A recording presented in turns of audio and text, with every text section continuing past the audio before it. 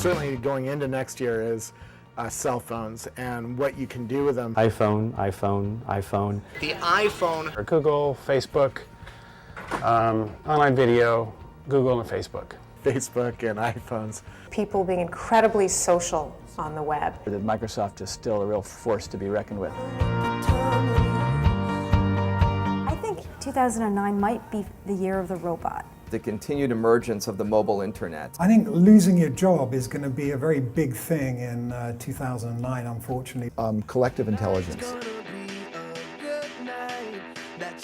In 2010, we're expecting Apple to lead the way into a new category of device.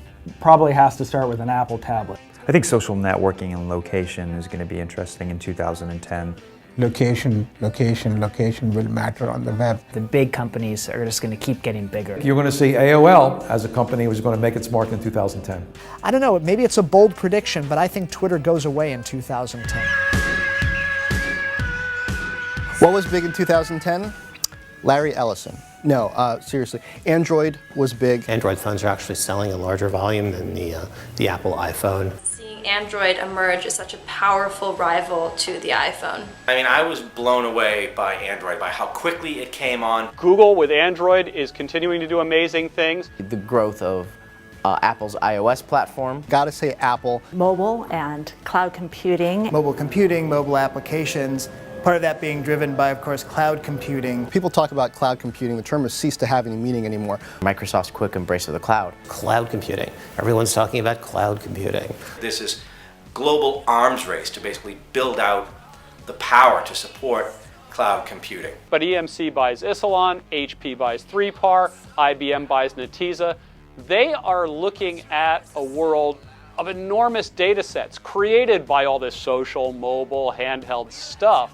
I think if you had to sum up 2010 in 4 letters, it would be iPad. The introduction of the iPad. Definitely the iPad. People were hailing the iPad as the savior of all manner of industries, including media. Social networking. When the social networks rose up, you had Facebook, Twitter. Twitter, using its APIs to leverage enormous scale very quickly and coming out with a business model. Thank you, guys. Facebook, Twitter, and Foursquare really defined the year. If you were to pick a company that really defined 2010, it would be Facebook. I think today that Facebook is probably the most important company on the web for a host of reasons. Basically, Facebook's emergence as the center of gravity in Silicon Valley. The Groupon phenomenon. Groupon, the Chicago-based company that brings daily deals to hundreds of cities across the world. Like Groupon, Rulala, Guild Group. Watching things become price competitive. The question of privacy. Are governments, are companies intruding too much on my private information, my decision-making processes? How out of touch at times tech executives seemed with people's privacy concerns. Geolocation and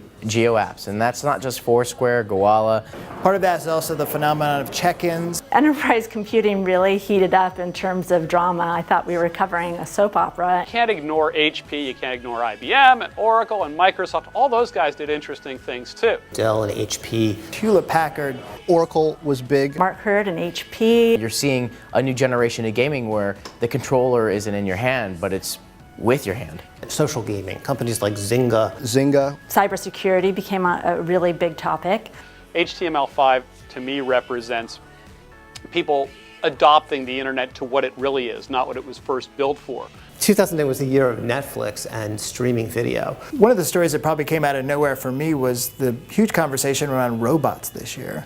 In 2010, we started to see robots. I think the biggest surprise of 2010 is Google getting its ass handed to it by Facebook. One big surprise in 2010 was that the Giants won the World Series. It was Google's willingness to admit that hackers had penetrated its network and to actually point the finger at China. Google's standoff with China was a huge surprise. Location-based stuff. It's interesting, Foursquare, Gowalla, they're interesting, but while they're big in Silicon Valley, they haven't really broken into the mainstream. Well, I think the biggest surprise had to be the dismissal of Mark Hurd. Well, I hope someone's going to mention, hey, I'll do it, the departure of Mark Hurd from HP. Microsoft's continued cluelessness. I really can't believe that it's 2010 and they're still floundering as badly as they are. The new wave of 3D and 3D TVs that you see in the market? 3D television went nowhere. The emergence of Mark Zuckerberg as an executive. Google's don't be evil. Q&A sites are huge. The rise of Q&A services. The drama between SAP and Oracle. The sheer number of Verizon iPhone rumors was stunning. But it was surprising to me that people didn't make more of Ray Ozzy's October 28th farewell note to Microsoft, that last blog post. So it'll be interesting to see next year if the mergers and acquisitions space really starts to heat up. The thing that's going to define 2011 and beyond is mobile, and more mobile. If we see a Verizon iPhone in 2011, that will be big. There will almost certainly be an iPhone on Verizon Wireless. Android will either take off or crumble. Basically the death of blogs and the rise of Twitter and Tumblr. We're seeing a number of attempts by researchers to mimic the human brain in technology. One of those projects is Blue Brain by IBM. The media will still be rich with stories about super brains, artificial intelligence, and Skynet. We've seen no real evidence that any of this is true. Have you seen the film Minority Report, where Tom Cruise uses his hands to control computers and machines?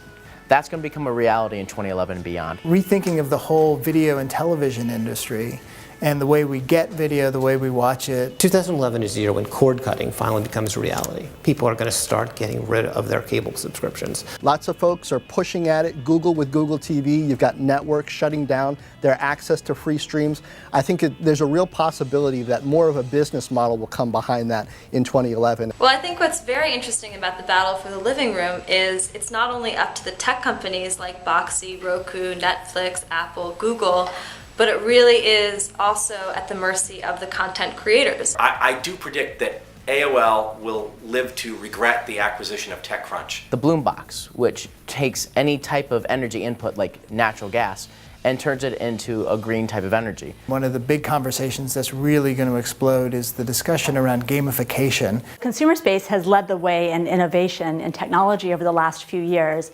That innovation is about to come to enterprise computing. I predict Oracle will make some acquisitions people aren't quite ready for, Dell, Teradata, and face IBM and HP in ways nobody's expecting. Something is going to happen to Yahoo, and I doubt Carol Bartz is running the company by the time we get to the end of the year. Thanks to Apple, HTML5 is a big trend of 2010 and beyond. Biggest drama unfolding in Silicon Valley for my money is the story of Tesla. I think the future is all about mobile apps. There's going to be a really big hack. Somebody's going to take down a power grid or a financial system. There's going to be a point eventually where we don't have phone numbers, but instead we're calling Facebook profiles. iPad with a camera or two.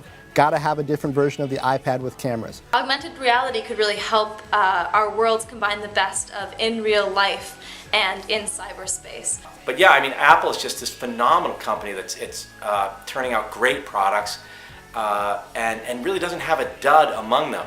Google, can you please get those self-driving cars out in 2011? I could really use one of those right now.